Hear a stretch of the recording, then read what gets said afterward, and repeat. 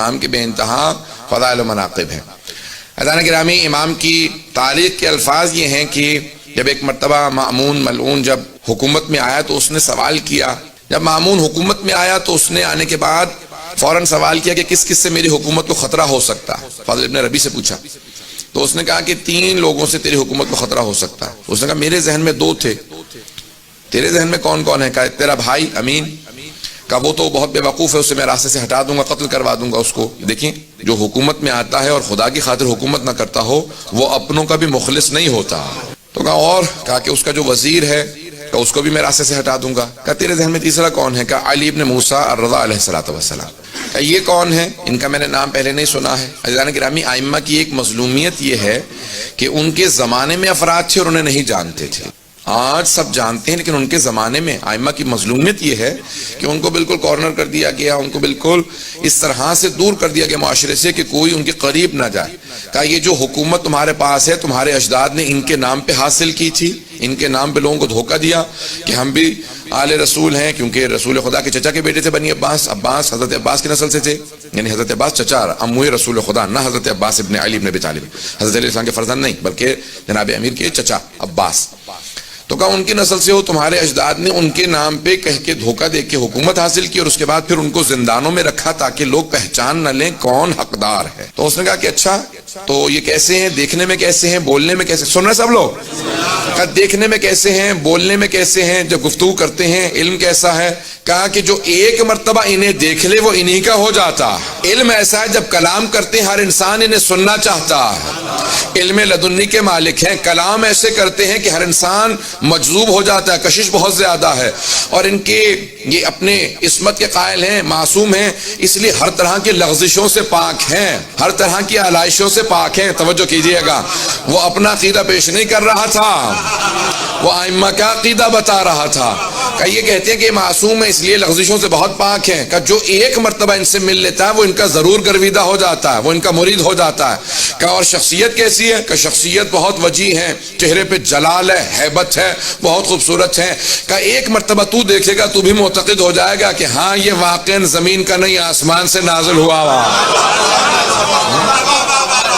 عام ہستی نہیں ہے، تو دیکھے گا تجھے خود اندازہ ہو جائے گا۔ کہ اور لوگ اگر ان سے ملتے ہیں قریب ہیں، کہ لوگوں کو ہم نے دور کر رکھا ہے لیکن جتنا لوگ ان سے ملتے ہیں ان سے قریب ہوتے چلے جاتے ہیں۔ کہ کہاں رہتے ہیں؟ کہ مدینہ منورہ میں رہتے ہیں، اپنے جد رسول خدا کے روضے کے قریب رہتے ہیں۔ کہ ان کا وہاں رہنا ہمارے لیے نقصان دہ ہے، کیونکہ جو حج پہ جائے گا مدینہ جائے گا، جو ملے گا وہ ان کا ہو جائے گا۔ کہ ان کو کسی طرح سے خراسان لے آؤ۔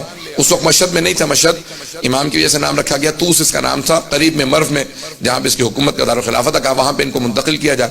کہا جاؤ جا کے ان کو وہاں سے دعوت دو اور ان کو خراسان منتقل کر دو۔ کہا جب لے کے چلنا تو ان کو عماری میں بٹھا دینا۔ کہا عماری میں کیوں بٹھائیں؟ کہا کیونکہ تو نے تو کہا کہ جو ایک مرتبہ دیکھ لے وہ انہی کا ہو جاتا ہے، تو ان کو چھپا کے سفر کروانا تاکہ کوئی دیکھ نہ لے، اور شیعہ علاقوں سے مت لانا، کہیں ایسا نہ ہو انقلاب برپا ہو جائے، لوگ ہمارے خلاف بغاوت کرتے ہیں، ان کی وجہ سے ہمارے خلاف کھڑے ہو جائیں۔ کہ ان کو کافر علاقوں سے لانا یا ان علاقوں سے لانا جہاں پہ اہل بیت کے ماننے والے نہیں ہیں۔ توجہ تو ہے۔ جب سفر شروع ہو گیا، یہاں سے گئے، امام سے کہا کہ آپ خراسان میں آپ کو طلب کر لیا گیا۔ امام نے اپنے سارے بہن بھائیوں کو جمع کیا، بنی ہاشم کو جمع کیا، سادات کو جمع کیا، اور کہا دیکھو جس طرح سے جناب امیر جب گئے تھے نا مدینے سے تو جانتے تھے میں پھر واپس کوفے سے نہیں آؤں گا، جس طرح سید الشہداء گئے تھے جانتے تھے، اس طرح سے میں بتا رہا ہوں کہ میں واپس نہیں آؤں گا، یہ میرا آخری سفر ہے اور اسی کے اندر میری شہادت ہو جائے گی سفر میں۔ اور امام نے سب کو جمع کیا، کچھ وصیتیں کی اور چلے۔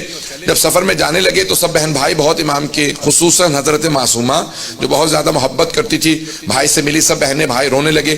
امام نے کہا نہیں آپ لوگ یہیں پہ رہیں اور بعد میں آپ لوگوں کے لیے ایک سفر ہوگا، میں جانتا ہوں، اور امام سفر کے لیے چلے گئے۔ عماری میں بٹھایا گیا، امام کو لے جایا گیا، سفر شروع ہو گیا۔ جب سفر شروع ہو گیا تو اب مختلف علاقوں سے گزر رہے تھے، جو افراد ساتھ چل رہے تھے وہ مامون کے مامور تھے، مامورین تھے جن کو امر دیا گیا تھا، حکومت کے کارندے تھے، حکومت کے کارندے تھے، لیکن سفر میں امام رضا کے تھے جو ہم سفر رہتا ہے کسی معصوم کا۔ تو وہ معصوم ہی کا ہو جاتا. اب سارے مامور تھے حکومت کے، لیکن جب امام کے ساتھ چلنے لگے، کسی نے امام کی عبادت کو دیکھا، کسی نے زہد کو دیکھا، کسی نے عبادت کو دیکھنے کے بعد کہا امام کا چہرہ بتا رہا ہے یہ معصوم ہے. اب اکثر مامون کے کارندے امام کے ساتھ چلنے کی وجہ سے امام کے ہوتے چلے جا رہے تھے، جو نہیں بھی مانتے تھے وہ دل میں ماننے لگے تھے. اب کئی افراد تھے کہ نہیں ظاہری طور پہ کسی کو نہیں بتاؤں گا کہ میں ان کا ماننے والا ہوں، لیکن اب دل میں امام کو بعض بار دیکھتے تھے مسکراتے کا. اب مولا بھی جانتے تھے امام کہا اسے جاتا ہے جو دلوں کے بھید جانتا ہو. اب امام کے ساتھ جو حجت خدا ہو وہ جانتا ہے دل میں کیا. امام سفر میں ہے، مختلف سفر کے احاطوں کے اندر امام کو ایک مرتبہ نیشاپور کے اندر جب پہنچے، نیشاپور اس وقت مرکز تھا علم کا، بہت بڑے بڑے علماء شیعہ سنی وہیں نیشاپور سے گزرے ہیں. سب کے ذہنوں میں واقع ہے، مجھے صرف اشارہ کرنا ایک نتیجہ دینے کے لیے. اس مقام پہ 16,000 یا 18,000 محدثین جمع ہو گئے، اور سب کے سب ایک بات سوچ رہے تھے کہ عرب کا بہترین خاندان بنی ہاشم ہے، اور ایران کا جو بہترین خاندان تھا شاہی خاندان، اس کی بیوی جناب شہربانو بنی ہاشم کے بہترین حسین سے بیاہی گئی. آنے والا عرب و عجم کا بہترین فرد ہے. تو بہت سے لوگ محبت میں ملنے آئے تھے، بہت سے تعصب میں ملنے آئے تھے، بہت سے نیشنلزم کی وجہ سے مل رہے تھے. الحسين وعلى علي بن الحسين وعلى أولاد الحسين